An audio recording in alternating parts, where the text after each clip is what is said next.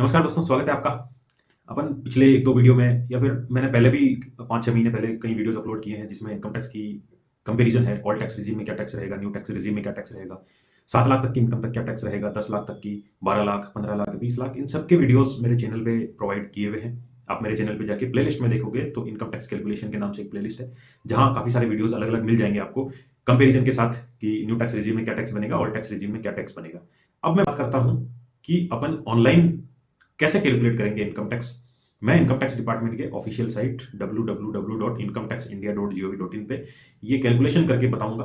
दो टाइप से दो वीडियो बताऊंगा। एक वीडियो जो आपको सारे डिडक्शंस हटाने के बाद जो आपकी इनकम बची, यानी जो नेट टैक्सेबल इनकम है, वो सीधा एंटर करोगे और आपको टैक्स शो कर जाएगा। दूसरा वीडियो एक है जिसमें मैं सारे डिडक्शंस बताऊंगा कि ये डिडक्शंस आप क्लेम कर सकते हैं, इतने अमाउंट की क्लेम कर सकते हैं। तो वहां आप देख सकते हैं आपका कितना इनकम है और कितना टैक्स लगेगा। आइए स्टार्ट करता हूं। सबसे पहले मैं इनकम टैक्स डिपार्टमेंट की ऑफिशियल वेबसाइट पे आपको ले जाता हूं www.incometaxindia.gov.in। वहां जाने के बाद आपको स्क्रीन शो करेगी जिसमें आप स्क्रॉल करके नीचे जाओगे तो दिखाई देगा कुछ इंपॉर्टेंट लिंक्स। इंपॉर्टेंट लिंक्स में नीचे व्यू मोर लिखा हुआ है, उस पर क्लिक करें। उस पर क्लिक करने के बाद आपको काफी सारे ऑप्शंस दिखेंगे, उसमें से मैं सेलेक्ट कर रहा हूँ tax calculator.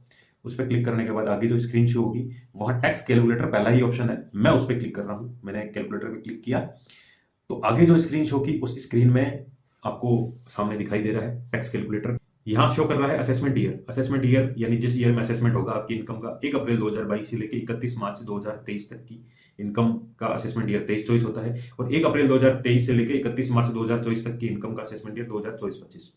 Tax payer individual section 115 B A C यहाँ पे लिखा हुआ है कि क्या आप ऑप्ट करना चाहते हैं, यानी न्यू टैक्स रिजीम आप ऑप्ट करना चाहते हैं क्या। मैंने नो किया है। मेल फीमेल में मैंने मेल सेलेक्ट किया है। रेजिडेंशियल स्टेटस में मैंने रेजिडेंस। नेट टैक्सेबल इनकम में डाल रहा हूँ 5,50,450 रुपए। तो ये यहाँ पे टैक्स शो कर रहा है, इतना टैक्स बनेगा, इतना सरचार्ज होगा, इतना हेल्थ एजुकेशन सेस होगा, टोटल टैक्स लायबिलिटी ये होगी।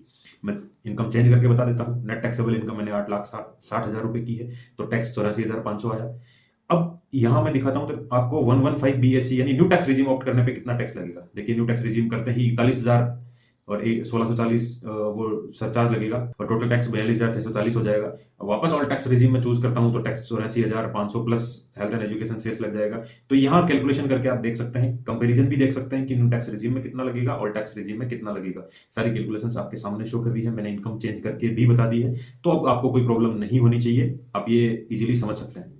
ये हुई टैक्स कैलकुलेटर पे कैलकुलेशन कि आपको जो नेट टैक्सेबल इनकम है वो पता है, यानी आपके स्टैंडर्ड डिडक्शन माइनस कर लिया, आईटीसी का माइनस कर लिया, एनपीएस का माइनस कर लिया, या जो भी डिडक्शन आप होम लोन से रिलेटेड ले रहे हैं वो भी माइनस कर दिया। उसके बाद जो नेट टैक्सेबल इनकम बची, उस इनकम के आपको ये झंझट नहीं रहेगा कि 5% लगेगा, 10% लगेगा, 20% लगेगा, कुछ नहीं सोचना। सीधा नेट टैक्सेबल इनकम यहाँ एंटर करोगे तो आपको टैक्स शो कर जाएगा। न्यू टैक्स रिजीम ऑप्ट करोगे तो न्यू टैक्स रिजीम में शो कर जाएगा। ऑल टैक्स रिजीम सेलेक्ट करोगे तो ऑल टैक्स रिजीम में हो जाएगा। अब एक वीडियो जो मैं अपलोड करने जाऊंगा या अपलोड आगे करूंगा जिसमें ये बताऊंगा मैं कि किस में कितना डिडक्शन आप ले सकते हैं, और वो पूरी कैलकुलेशन करके आपको नेट टैक्सेबल इनकम मैं खुद निकाल के दूंगा, फिर उस पर टैक्स कैलकुलेट करके बताऊंगा। वो अगले कुछ टाइम में वीडियो अपलोड हो जाएगा, जिसका लिंक बाद में मैं डिस्क्रिप्शन में भी डाल दूंगा, आप इजीली देख सकते हैं।